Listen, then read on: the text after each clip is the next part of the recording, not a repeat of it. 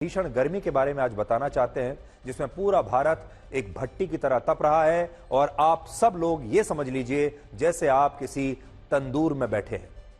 और इस विश्लेषण की शुरुआत हम बिहार की इन तस्वीरों से करना चाहते हैं। आज बिहार के 8 जिलों में 100 से ज्यादा स्कूली बच्चे भीषण गर्मी की वजह से स्कूल में ही बेहोश हो गए, जिसके बाद उन्हें इलाज के लिए अस्पताल में भर्ती कराना पड़ा। शेखपुरा में 50, बेगूसराय में 18, समस्तीपुर में 6 और दूसरी जगहों पर भी कई स्कूलों में हीट वेव की वजह से बहुत सारे बच्चों की तबीयत खराब हो गई। बिहार का अधिकतम तापमान आज 48 डिग्री सेल्सियस था और इस भीषण गर्मी में बिहार के स्कूल किसी तंदूर की तरह तप रहे हैं, क्योंकि इन स्कूलों का इंफ्रास्ट्रक्चर ऐसा नहीं है कि ये इतनी गर्मी को झेल सके। और इस बात को बिहार की सरकार भी जानती है और इसीलिए उसने आज राज्य के सभी सरकारी स्कूलों को बंद करने का फैसला किया है। ऐसे खाली ऐसे दतिया लगतो ने खाली दता सटाइया तो ने पानी आ दो पानी दो हमरा ले कुछ करवा के दिए मैया। हां बोलो तो हो सो नहीं हो बाजरी को हैं ये सब कौन जुलुम हो रहा है? सब काला बच्चा मार दी कर देते बस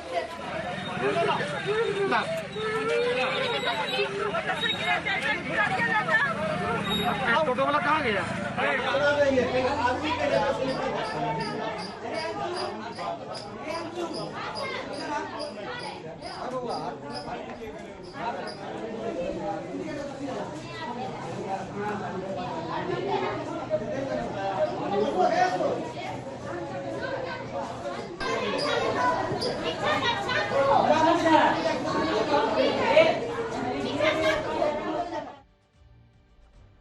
इस भीषण गर्मी को लेकर यह त्राहिमाम सिर्फ एक बिहार में नहीं बल्कि पूरे देश में मचा हुआ है, क्योंकि हम इतनी गर्मी के लिए तैयार ही नहीं थे।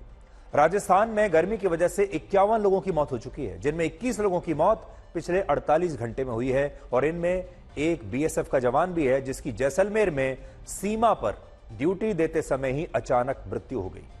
उत्तर प्रदेश, मध्य प्रदेश, झारखंड, छत्तीसगढ़, महाराष्ट्र, हरियाणा, पंजाब, दिल्ली और यहां तक कि उत्तराखंड जैसे पहाड़ी राज्यों में भी लोग भीषण गर्मी की वजह से बीमार हो रहे हैं। और दिल्ली में तो गर्मी ने आज तक के सारे रिकॉर्ड तोड़ दिए हैं। दिल्ली में आज अधिकतम तापमान 52 डिग्री सेल्सियस के पार चला गया। आप बिल्कुल सही सुन रहे हैं, यह कोई कल्पना नहीं है, आप सपना नहीं देख रहे हैं। दिल्ली में तापमान 52 डिग्री के पार जा चुका है, किसी ने कल्पना नहीं की थी। और दिल्ली इस समय पूरी दुनिया में सबसे गर्म राजधानी बन गई है, जहां ऑस्ट्रेलिया की आबादी जितने 2.5 करोड़ लोग इससे बुरी तरह प्रभावित हो रहे हैं।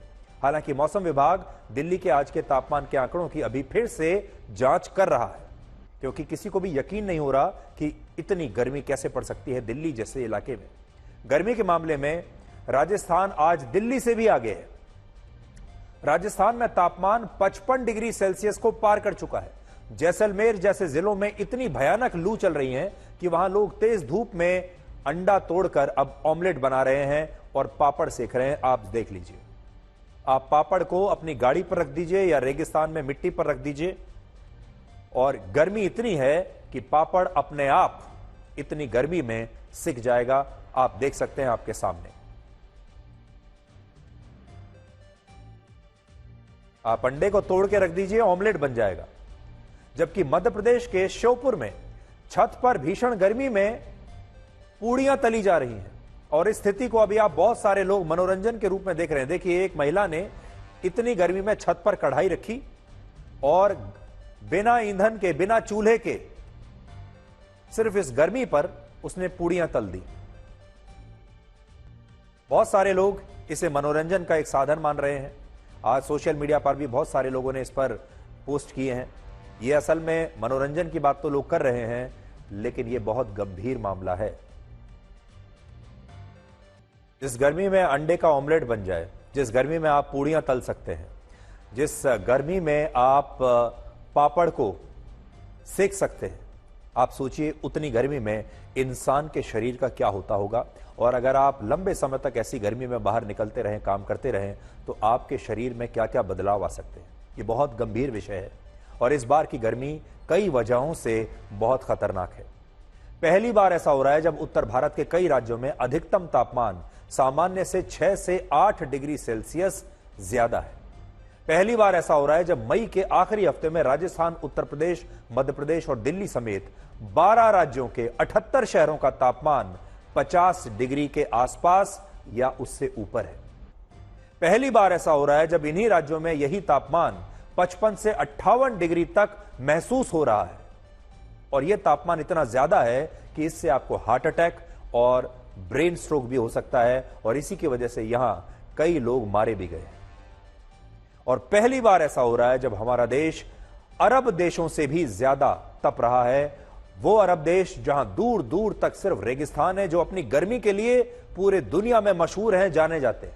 उदाहरण के लिए आज दिल्ली और देहरादून में यूएई के दुबई से भी ज्यादा गर्मी है। आज दिल्ली गर्म है और यूएई का दुबई ठंडा है। आज दिन में दुबई का तापमान 39 डिग्री सेल्सियस था, जबकि दिल्ली का तापमान 52 डिग्री और देहरादून का 42 डिग्री सेल्सियस था। दुबई में सबसे ज्यादा गर्मी अगस्त के महीने में पड़ती है और इस दौरान भी वहां औसत तापमान 44 से 45 डिग्री सेल्सियस तक ही होता है, जबकि दिल्ली में औसत तापमान अभी, जून तो अभी शुरू भी नहीं हुआ, अभी ही 50 डिग्री के पार चला गया है। यूएई की तरह सऊदी अरब, इराक, कतर, ओमान और यमन में भी जब गर्मी अपने चरम पर होती है तो वहां औसत तापमान 45 डिग्री के आसपास ही रहता है। लेकिन राजस्थान में आज तापमान 55 डिग्री था और इतनी गर्मी पड़ना कोई सामान्य बात नहीं है, आम बात नहीं है। और हमारे देश के लिए तो ये और भी खतरनाक है, क्योंकि हमारे देश ने इस गर्मी को लेकर कभी भी कोई तैयारी की ही नहीं है। देखिए, हमारे ना तो हमने अपने जीवन शैली में इस गर्मी को लेकर कभी कोई तैयारी की है और ना ही हमारे देश में जो इंफ्रास्ट्रक्चर है उसे लेकर, गर्मी को लेकर कोई तैयारी है। उदाहरण के लिए यूएई एक बहुत गर्म देश है, जहां के घर, बिल्डिंग्स, दफ्तर, स्कूल, ट्रांसपोर्ट का पूरा सिस्टम एयर कंडीशनड है, क्योंकि वहां इतनी गर्मी पड़ती है कि आप बिना एयर कंडीशनड गाड़ी के या पब्लिक ट्रांसपोर्ट के जा ही नहीं सकते, बिना एयर कंडीशनड दफ्तर में काम ही नहीं कर सकते, इतनी गर्मी है। लेकिन अब हमारे यहां वहां से भी ज्यादा गर्मी है। यूएई में 70% बिजली की खपत सिर्फ एयर कंडीशनर्स के इस्तेमाल के लिए होती है, क्योंकि वहां हर जगह एयर कंडीशनर्स लगे हुए हैं और ये एसी यूएई को गर्मी से हारने नहीं देते। वहां तब भी काम चलता रहता है, चाहे कितनी भी गर्मी पड़े। और आपने ये भी सुना होगा कि जब वहां ज्यादा गर्मी पड़ती है तो सरकार क्लाउड सीडिंग के जरिए वहां आर्टिफिशियल बारिश भी करा देती है। लेकिन जो भारत अब यूएई से भी ज्यादा गर्म है, वहां गर्मी से लड़ने के लिए हमारे पास कोई सिस्टम नहीं है। हमारे देश में आज भी अधिकांश स्कूलों में एयर कंडीशनर नहीं है। आप सब जानते होंगे, आप में से जो लोग अभी हमें देख रहे हैं, आप में से किसी के बच्चे के स्कूल में एयर कंडीशनड क्लासरूम नहीं होंगे, जिसकी वजह से गर्मियों में अब हमारे स्कूलों को बंद करना पड़ता है। और अब ये छुट्टियां भी 2 महीने की छुट्टी जो हमारे देश में पहले होती थी, इसीलिए होती थी, पर अब उन 2 महीनों से भी काम नहीं चलेगा, क्योंकि अब मई के महीने में ही टेम्परेचर 50 के ऊपर जा चुका है और स्कूलों में इससे लड़ने की कोई क्षमता नहीं। इसके अलावा हमारे देश में आज भी 80% लोगों के घरों में एयर कंडीशनर्स या फिर एयर कूलर में से कुछ नहीं है और ये लोग इतनी भीषण गर्मी में भी एक पंखे के सहारे अपने दिन और रात बिता रहे। भारत में जो टॉप 5% अमीर लोग हैं, वो देश में इस्तेमाल हो रहे 53% एयर कंडीशनर्स के मालिक हैं, जबकि टॉप 10% अमीर लोग भारत में मौजूद 72% एयर कंडीशनर्स के मालिक हैं। ये हम उन एयर कंडीशनर्स की बात कर रहे हैं जो घरों में लगे होते हैं। भारत के 70% लोग गांव में रहते हैं, लेकिन गांव में सिर्फ 1.2% परिवार ही ऐसे हैं जिनके घरों में एसी का इस्तेमाल होता है, जबकि शहरों में यह आंकड़ा 12.6% है। शहरों में भी सिर्फ 12.5% घरों में एयर कंडीशनर्स हैं। यूएई में आज चाहे कितनी गर्मी पड़े, लेकिन वहां कभी भी इससे लोगों की नौकरियां नहीं जाती और ना ही उनका रोजगार खत्म होता है और ना ही उनके काम पर इसका कोई असर पड़ता है। लेकिन भारत में अगर इसी तरह से गर्मी बढ़ती रही या ऐसी गर्मी पड़ती रही तो करोड़ों लोगों का रोजगार समाप्त हो जाएगा। बहुत सारे लोग काम करने के काबिल नहीं बचेंगे और जो करेंगे भी उनकी क्षमता बहुत बुरी तरह से प्रभावित होगी।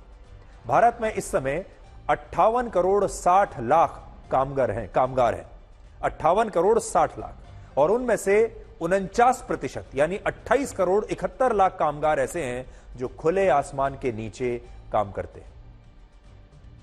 इनमें किसान हैं, मजदूर हैं, रिक्शा चालक हैं, छोटे दुकानदार हैं, टैक्सी चलाने वाले लोग हैं, मेहनत मजदूरी करने वाले लोग हैं। और भारत की ये आधी वर्कफोर्स अब भी इस भीषण गर्मी में लू के थपेड़े सहते हुए आज भी बाहर सड़कों पर खुले में काम कर रही है।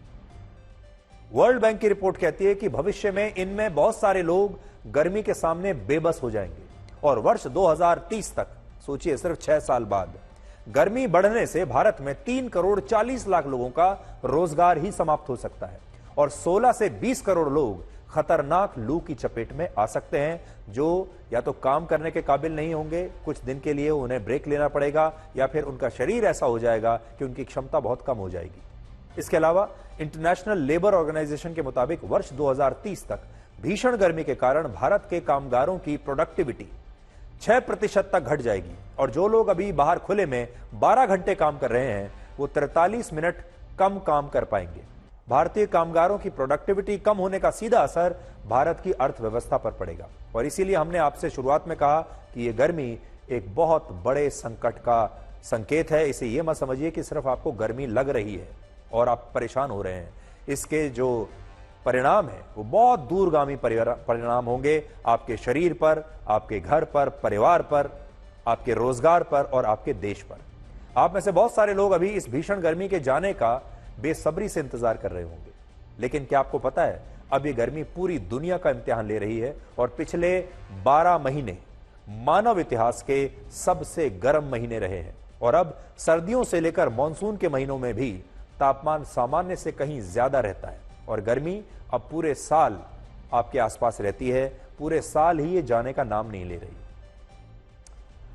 आप पाकिस्तान से आई ये रिपोर्ट देखिए, जहां सिंध प्रांत में अधिकतम तापमान अब 52 डिग्री तक पहुंच चुका है और पाकिस्तान में इस गर्मी की वजह से 200 से ज्यादा लोगों की मौत हो चुकी है।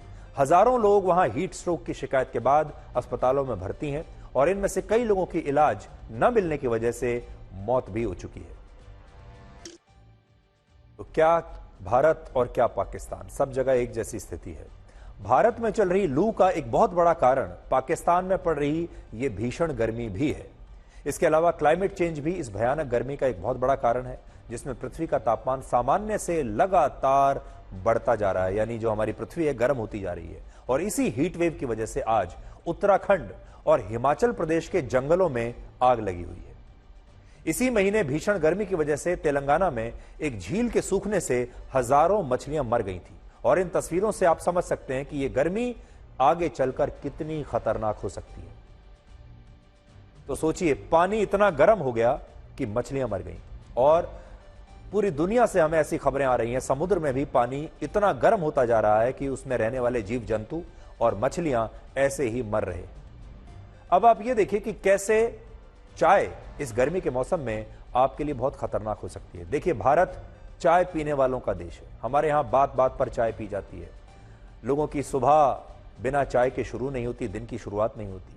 जब खुशी होती है तब भी चाय पीते हैं, अकेलापन होता है तब भी चाय पीते हैं, काम से ब्रेक चाहिए तब भी चाय पीते हैं, घर पहुंचते हैं तब भी चाय पीते हैं और कोई मेहमान आ जाए घर में तब भी चाय पीते हैं। तो जो लोग बार बार चाय पीते हैं, अब उनके लिए हमारी एक सलाह। आमतौर पर लोगों को लगता है कि हार्ट अटैक या ब्रेन स्ट्रोक के मामले ठंड के दिनों में ज्यादा होते हैं, लेकिन स्वास्थ्य मंत्रालय ने एक नई एडवाइजरी जारी की है जिसमें बताया है कि जिन्हें हृदय से जुड़ी कोई बीमारी है उन लोगों को गर्मी के दिनों में सतर्क रहना चाहिए और उन्हें गर्मी में चाय नहीं पीनी चाहिए, चाय से बचना चाहिए। स्वास्थ्य मंत्रालय का कहना है कि गर्मी के मौसम में हमारे शरीर से पसीना ज्यादा निकलता है, जिससे शरीर में पानी की कमी हो जाती है और खून जो है आपका वो गाढ़ा हो जाता है। ऐसी स्थिति में आपके हृदय पर दबाव ज्यादा बढ़ जाता है और जब डिहाइड्रेशन में लोग चाय पीते हैं, यानी ऐसी स्थिति में अगर आप चाय पी लें तो इससे हीट स्ट्रोक का खतरा बढ़ जाता है। और इसलिए गर्मी के दिनों में अगर आपके हाथ, पैर और एड़ियों में सूजन आ जाए, मांसपेशियों में दर्द होना शुरू हो जाए, अचानक कोई व्यक्ति बेहोश हो जाए, तो ये सब कुछ हृदय से जुड़ी बीमारी के लक्षण हो सकते हैं। और ऐसा कोई भी लक्षण अगर आपको दिखे तो तुरंत अपने डॉक्टर से बात कीजिए। और इन दिनों में आपको चाय से दूरी बनाकर रखनी चाहिए, यानी अभी गर्मी जब तक इतनी पड़ रही है तब तक जरा चाय से एक छोटा सा ब्रेक ले लीजिए। चाय के अलावा कॉफी और कोल्ड ड्रिंक्स भी आप ज्यादा ना पिएं, क्योंकि इससे भी शरीर में पानी की कमी होती है। तीसरी बात, बहुत खास बात है ये, इतनी गर्मी के दौरान नॉन वेज फूड आइटम्स ना खाएं और ज्यादा प्रोटीन वाली चीजों का प्रयोग भी कम करें, जैसे इस समय इस मौसम में आपको अंडे नहीं खाने चाहिए। चौथा, अगर असहज महसूस करें कभी तो तुरंत किसी ठंडी जगह पर जाएं और ठंडा पानी पिएं। पांचवा, अपने शरीर के तापमान की जांच करते रहें। आपके शरीर का तापमान 36.4 डिग्री सेल्सियस से 37.2 डिग्री सेल्सियस के आसपास के बीच में होना चाहिए।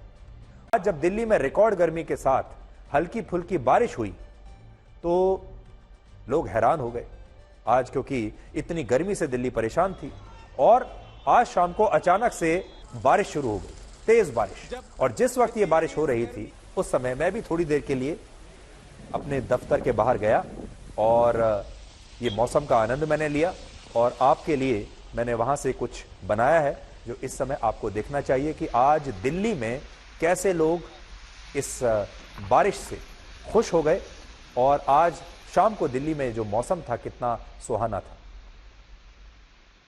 दिल्ली में आज अधिकतम तापमान 52 डिग्री सेल्सियस को पार कर गया था और लोग गर्मी से बड़े परेशान थे और अचानक से दिल्ली में यह बारिश आ गई। आपको याद होगा एक बड़ा मशहूर गाना है, रिमझिम गिरे सावन, लेकिन ये गर्मी में जो सावन आया है ये आज सबसे हैरानी की बात है। आपने कभी जहां डोसा बनता है आपने उसके तवे को कभी देखा होगा, डोसा बनाने वाला तवे के ऊपर पानी के कुछ हल्के हल्के छींटे मारता है। आज बिल्कुल ऐसा ही लग रहा है जैसे जो जमीन है ये तप रही थी एक तवे की तरह और किसी ने उस तवे पर एक थोड़े थोड़े पानी के छींटे मार दिए हैं। लेकिन ये बड़ी हैरानी वाली बारिश है और देखिए 4 जून को नतीजे आने वाले हैं, 1 जून को एग्जिट पोल आने वाला है और बहुत सारे लोग ये कह रहे हैं कि अभी जो शांति है ये भी तूफान से पहले की शांति है और लोगों को उम्मीद है कि 1 जून को जब हमारा एग्जिट पोल आएगा आज तक पर या 4 जून को जब नतीजे आएंगे तो उस दिन भी कोई ऐसा ही बड़ा तूफान होगा। लेकिन तूफान से पहले ऐसी बारिश भी आ सकती है और ये ऐसी बारिश है जिससे लोगों को एक बड़ा सुकून मिला है। एक जो धरती जो तप रही थी अभी तक, क्योंकि लगातार कई दिनों से 50 डिग्री के आसपास टेम्परेचर चल रहा था, आज उससे एक बहुत बड़ी राहत मिली है। लेकिन ये राहत टेम्परेरी है, थोड़ी सी देर की है। ये T20 वाली बारिश ही है क्योंकि इस समय क्योंकि गर्मी का मौसम है। अब इससे थोड़ी राहत तो मिली है लेकिन फिर भी हम आपको ये कहेंगे कि आप कल से एक बार फिर से गर्मी के लिए तैयार रहिए और जो एक और जो तूफान आने वाला है राजनीतिक तूफान, उसके लिए भी तैयार रहिए और ये भी तैयार रहिए कि हो सकता है उस दिन भी ऐसी ही बारिश आपको देखने को मिले। 4 जून को देश की राजनीति अपने चरम पर होगी। आप सब इंतजार कर रहे हैं कि 4 जून को क्या होगा। अब 4 जून को एक तूफान तो आएगा, वो तूफान एनडीए के पक्ष में होगा या इंडिया के पक्ष में होगा, प्रधानमंत्री मोदी के पक्ष में होगा या किसी और के पक्ष में होगा, ये तो हम अभी से आपको नहीं बता सकते। ये तो 4 जून को ही आपको पता चलेगा। लेकिन 4 जून जिसका इंतजार पूरा देश नहीं बल्कि पूरी दुनिया कर रही है, 4 जून को यह देश पूरी दुनिया को बहुत कुछ बताने वाला है। जीत देखिए चाहे किसी की भी हो, हार किसी की भी हो, लेकिन 4 जून को मैं आपको बताना चाहता हूं कि 4 जून को बहुत महत्वपूर्ण मुद्दों पर इस देश की जनता टिप्पणी करेगी। 4 जून को चाहे 400 पार हो, 300 पार हो, 200 पार हो, सरकार चाहे किसी की भी बने, लेकिन यह भारत के 140 करोड़ लोगों की देश के सबसे महत्वपूर्ण मुद्दों पर, जिन पर लगातार हमने देखा बहस हो रही है, उन पर एक टिप्पणी होगी और इस टिप्पणी का, इस फैसले का आने वाले लंबे समय तक हमारे देश के भविष्य पर बहुत गहरा असर पड़ेगा। इसलिए इस बार की जो वोटिंग है, इस बार भारत के लोगों का ये जो फैसला होगा, ये दूरगामी परिणाम लेकर आएगा। सबसे पहली चीज तो इससे यह पता चलेगी कि हमारे देश में प्रधानमंत्री मोदी की लोकप्रियता बढ़ी है, कम हुई है या उतनी ही है जितनी पहले थी। ठीक इसी तरह राहुल गांधी की जो लोकप्रियता आजकल सोशल मीडिया पर दिखाई देती है, वो बार बार कहते हैं मेरे यूट्यूब पर बड़े अच्छे व्यूज आ रहे हैं। वो व्यूज वोटों में तब्दील होते हैं या नहीं, ये भी देश के लोग इन नतीजों के बाद जान जाएंगे। राहुल गांधी आज कहां खड़े हैं, उनकी राजनीति कहां खड़ी है, उनकी लोकप्रियता कहां खड़ी है, देश के लोग उन्हें अपना नेता मानते भी हैं या नहीं, यकीन मानिए ये तीसरी बार होगा, 2014, 2019 और 2024 हैट्रिक हो जाएगी जब देश के लोग ये फैसला सुनाएंगे, अगर उन्होंने ऐसा सुनाया कि वो राहुल गांधी को अपना देश का नेता नहीं मानते हैं ज्यादातर लोग, लेकिन अगर मानते हैं तो ये उनके लिए शानदार धमाकेदार वापसी होगी। इसलिए इस बात का फैसला भी इस बार हो जाएगा। दूसरा, देश के वोटर यह भी बताएंगे कि उन्हें एक निर्णायक और मजबूत सरकार चाहिए जिसके पास जबरदस्त मेजॉरिटी हो, या उन्हें अब गठबंधन सरकार चाहिए और वो वापस वैसी ही सरकारें चाहेंगे जैसे एक जमाने में हमारे यहां 1989 के आसपास के दौर में गठबंधन की सरकारें हुआ करती थी और उसमें बहुत सारी पार्टियों का एक मिला जुला एक स्वरूप आपको देखने को मिलता था। तो हमारे देश के लोग क्या चाहते हैं वो पता चलेगा 4 जून को। तीसरा, इससे यह भी पता चलेगा कि हमारे देश में हिंदुओं की पहचान, आइडेंटिटी एक है या वो जातियों में बटे हुए हैं और खुद की कास्ट आइडेंटिटी वो पहले रखते हैं। क्योंकि राहुल गांधी ने इन चुनावों में लगातार कास्ट सेंसस की बात की है, यानी जातियों के आधार पर सेंसस की बात की है, और हिंदुओं को उन्होंने अलग अलग जातियों में बांट कर देखा है।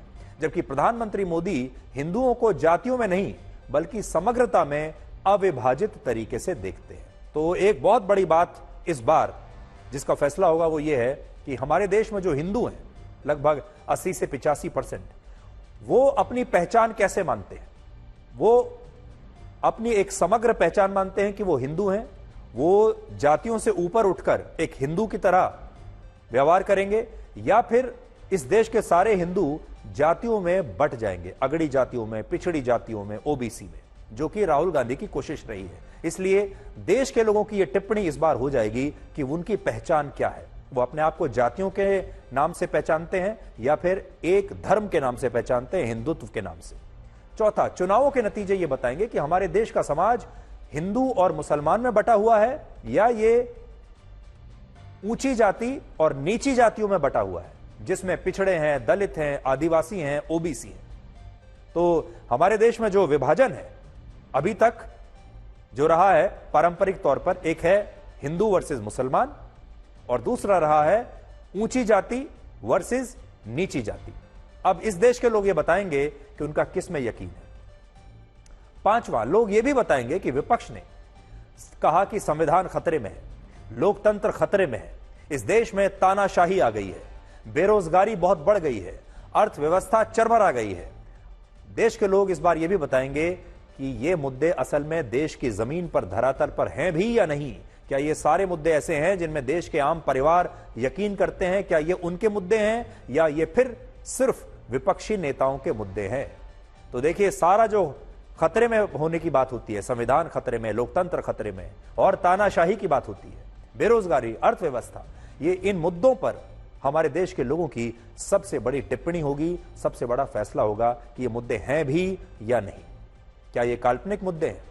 हर साल युवाओं और महिलाओं को उनके बैंक अकाउंट में खटाखट पैसे देने का वादा चला या नहीं, इसका भी इस बार फैसला होगा। हमारे देश के लोग क्या चाहते हैं? घर बैठे खटाखट बैंक खाते में पैसे आ जाए, ये चाहते हैं, या फिर इन नतीजों से यह भी पता चलेगा कि मंगलसूत्र, मुगल, मछली और मुस्लिम आरक्षण और मैनिफेस्टो का जो मुद्दा, कांग्रेस के मैनिफेस्टो का जो मुद्दा प्रधानमंत्री मोदी ने उठाया, इन मुद्दों पर देश के लोग क्या सोचते हैं। सबसे बड़ी बात यह है कि मंगलसूत्र और खटाखट खाते में पैसा, इन दो चीजों पर अगर मैं कहूं ये दो धुरियां हैं इस देश की राजनीति। तो देश के लोग इस बार ये बताएंगे कि उन्होंने मंगलसूत्र के मुद्दे पर वोट डाला है या फिर खटाखट बैंक खाते में पैसा डलने पर उन्होंने वोट डाला है। सातवां, इन नतीजों से यह भी साफ होगा कि हमारे देश की राजनीतिक पार्टियों को जमीन की कितनी समझ है। अगर बीजेपी 300 से कम सीटें जीतती है तो इससे उसकी समझ पर कुछ शक पैदा होगा। अगर विपक्ष का इंडिया गठबंधन हार जाता है तो इससे कांग्रेस और विपक्ष की समझ देश के सामने आ जाएगी। बड़ी बात एक ये है और आखिरी पॉइंट ये है कि चुनाव यूट्यूबर्स का रहा। इस बार का जो चुनाव है, इस बार आपने देखा होगा यूट्यूबर्स की एक भीड़ लगी हुई थी जिन्होंने अपना एक अलग इकोसिस्टम तैयार करने की कोशिश की और इस इकोसिस्टम ने विपक्ष का एक बहुत जबरदस्त माहौल बनाकर रखा था।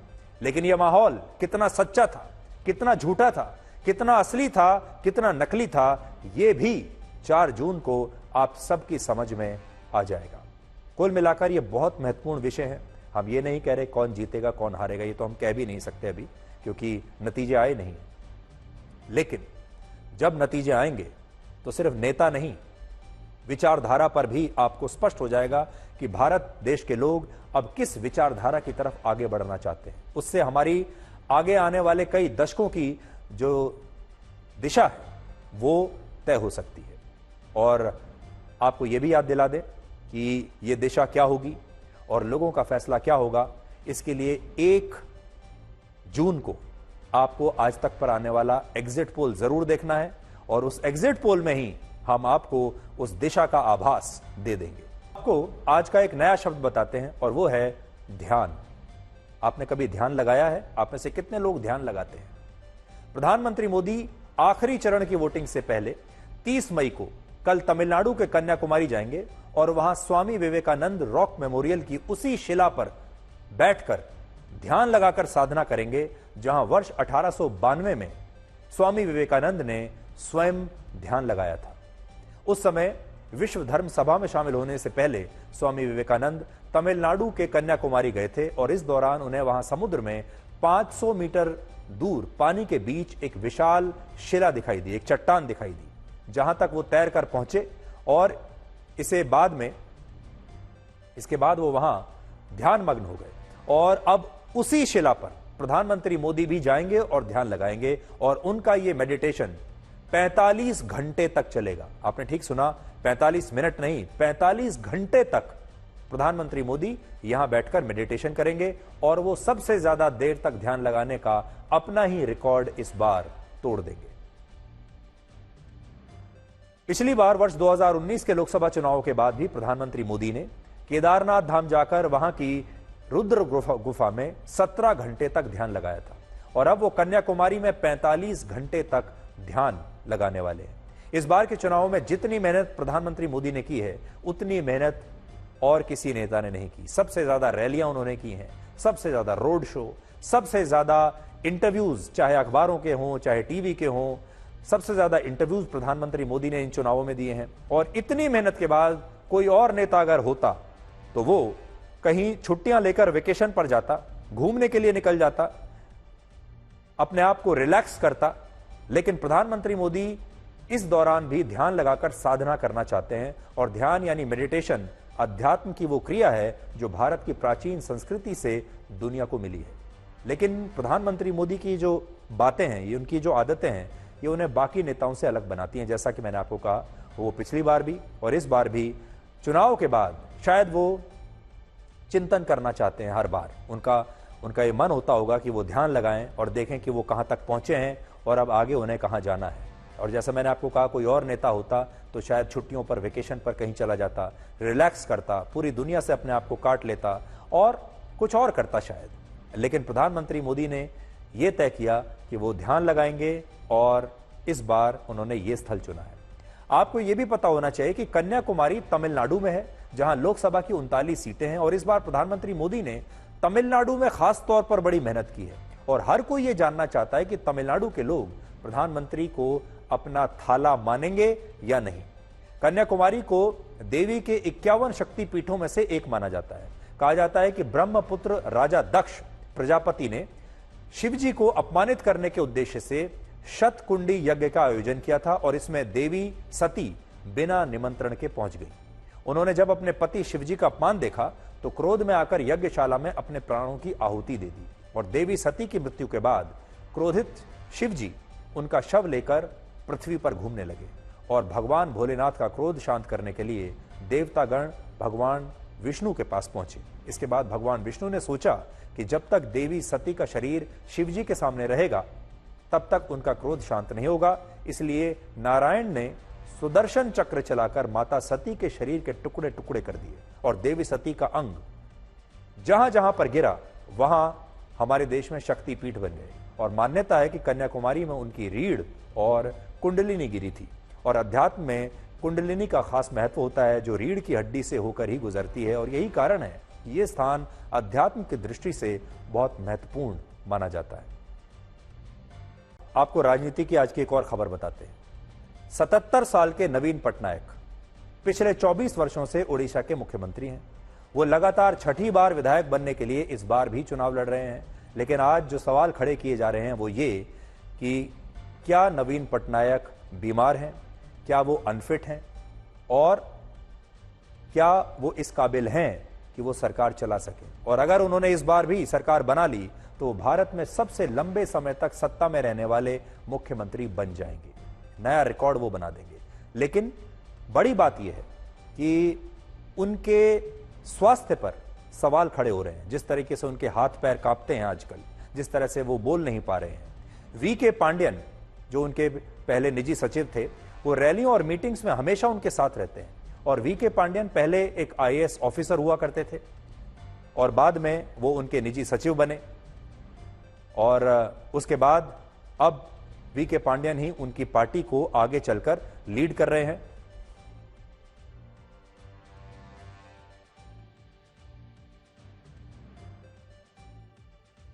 कहीं इसमें उस लॉबी का तो हाथ नहीं है ना, जो नवीन बाबू के नाम पर पर्दे के पीछे उड़ीसा में सत्ता भोग रहे हैं।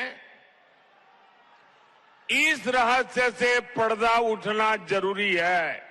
उठना चाहिए ना, पर्दा उठना चाहिए ना, पर्दा उठना चाहिए ना। इसका पर्दा उठना चाहिए, इसकी जांच आवश्यक है। इसलिए 10 जून के बाद उड़ीसा में भाजपा सरकार का विजय होने के बाद हमारी सरकार, उड़ीसा की भाजपा सरकार एक स्पेशल कमेटी का गठन करेगी और ये जांच करेगी कि अचानक नवीन बाबू की तबीयत क्यों गिरती जा रही है, उनकी तबीयत के साथ ये क्या हो रहा है, सारे तथ्य खोज करके निकाले जाएंगे। तो प्रधानमंत्री मोदी ने आज एक बहुत बड़ी बात कही है और उनका यह कहना है कि नवीन बाबू अनफिट हैं, वो बीमार हैं और उन्हें बीमार करने के पीछे एक बहुत बड़ा राजनीतिक षड्यंत्र हो सकता है। अब देखिए, ये बात क्यों उठ रही है? ये बात इसलिए उठ रही है क्योंकि अभी हाल ही में नवीन बाबू की रैली का एक वीडियो आया जिसमें उनका बायां हाथ लगातार कांप रहा था और उनके साथ खड़े उनके सहयोगी और बीजेडी के नेता वीके पांड्यन ने उनके कांपते हुए हाथों को पकड़कर जनता से उन्हें छिपा लिया। आप वो वीडियो देखिए और फिर मैं आपको आगे की कहानी बताता हूं। पहले वीडियो देखिए।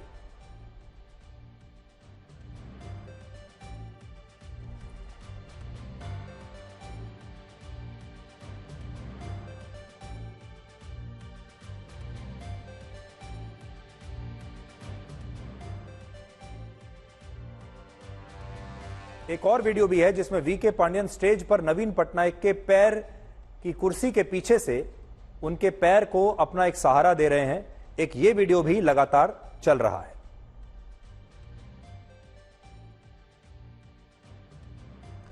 अब ऐसे तमाम वीडियोस के आने के बाद वीके पांड्यन पर यह आरोप लग रहे हैं कि मुख्यमंत्री तो शायद अपने हाथ से अपने हस्ताक्षर भी नहीं कर सकते और इसीलिए उनके नाम पर पांड्यन ही सारे काम कर रहे हैं। मगर इन वीडियोस पर हो रही बहस के बाद नवीन पटनायक ने आज कहा कि वो बिल्कुल ठीक हैं और बीजेपी नेता उनके बारे में झूठ फैला रहे हैं और अगर प्रधानमंत्री मोदी को वाकई मेरी इतनी चिंता है तो वो मुझे फोन करके मेरी सेहत के बारे में जानकारी ले सकते थे। If he was so concerned about my health, and he has stated publicly before that I'm a good friend of his, all he had to do was pick up a telephone and ring me up and ask me about his health. Let me assure the Prime Minister that I'm in perfect health and I've been campaigning in our state for the last month. तो नवीन पटनायक की जो इस समय तबीयत है वो एक बहुत बड़ी राजनीतिक खबर बन गई है और एक ऐसा पूरा माहौल बन गया है कि शायद नवीन पटनायक ठीक नहीं है, वो फिट नहीं है और अब उन्हें अपना ये जो काम है ये किसी और को सौंप देना चाहिए। इस तरह की बातें उनके बारे में कही जा रही हैं। मुझे याद है 2019 में जब नवीन पटनायक आए थे एक बार, तब उन्होंने अपना एक फिटनेस का वीडियो भी जारी किया था। पहले आप ये वीडियो देख लीजिए जो मैं अभी आपको दिखा रहा हूं, देखिए।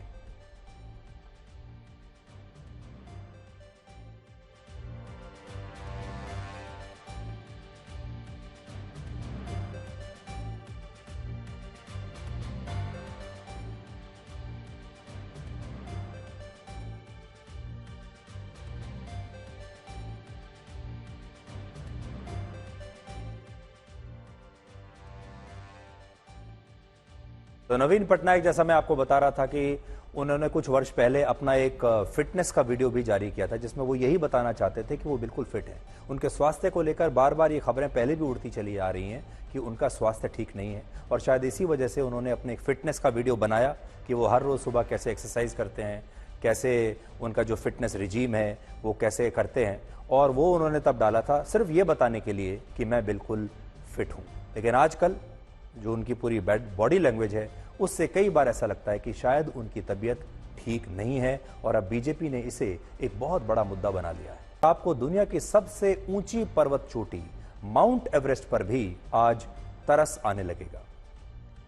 एवरेस्ट रीजन के साउथ समिट और हिलरी स्टेप पर एक साथ 200 से ज्यादा पर्वतारोही और शेरपाओं के पहुंचने से माउंट एवरेस्ट पर इस समय एक ट्रैफिक जैम लगा हुआ है, और इस ट्रैफिक जैम में 8 पर्वतारोहियों की मौत भी हो चुकी है।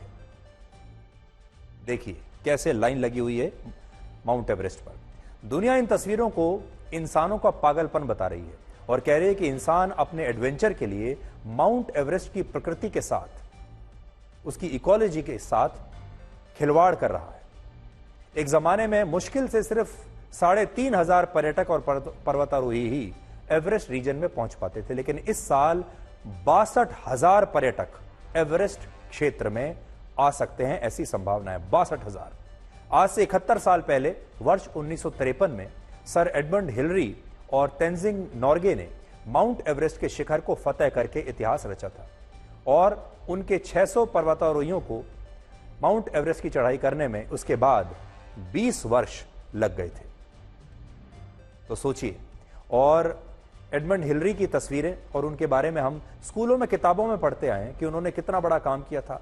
वो दुनिया में पहले ऐसे व्यक्ति थे जो एडमंड हिलरी जो माउंट एवरेस्ट तक पहुंचे, और हम स्कूलों में ये पढ़ते हुए आए थे तक, क्योंकि तब उस जमाने में एक बहुत बड़ी उपलब्धि मानी जाती थी। लेकिन अब सिर्फ एक साल में ही 600 पर्वतारोही माउंट एवरेस्ट की चढ़ाई कर रहे हैं, और इंसान अब माउंट एवरेस्ट को फतेह नहीं कर रहा, बल्कि उसने इस पर्वत चोटी को अपने कब्जे में ही कर लिया है। और बहुत सारे लोग अब 1.5 करोड़ रुपए का एक स्पेशल पैकेज लेकर माउंट एवरेस्ट की चढ़ाई करने के लिए वहां पर पहुंच रहे हैं, और इस पैकेज में उन्हें प्राइवेट बाथरूम वाला टेंट मिलता है, हीटर मिलता है, अनलिमिटेड ऑक्सीजन के टैंक्स मिलते हैं, पश्चिमी देशों के शेफ द्वारा तैयार किया गया खास खाना मिलता है, और खास तरह की टर्किश ड्रिप्ड कॉफी मिलती है, सैलड मिलता है, और उन्हें एंटरटेनमेंट भी मिलता है। और सोचिए, यानी इंटरनेट की सुविधा भी वहां उन्हें मिलती है, हाई स्पीड इंटरनेट है वहां पर।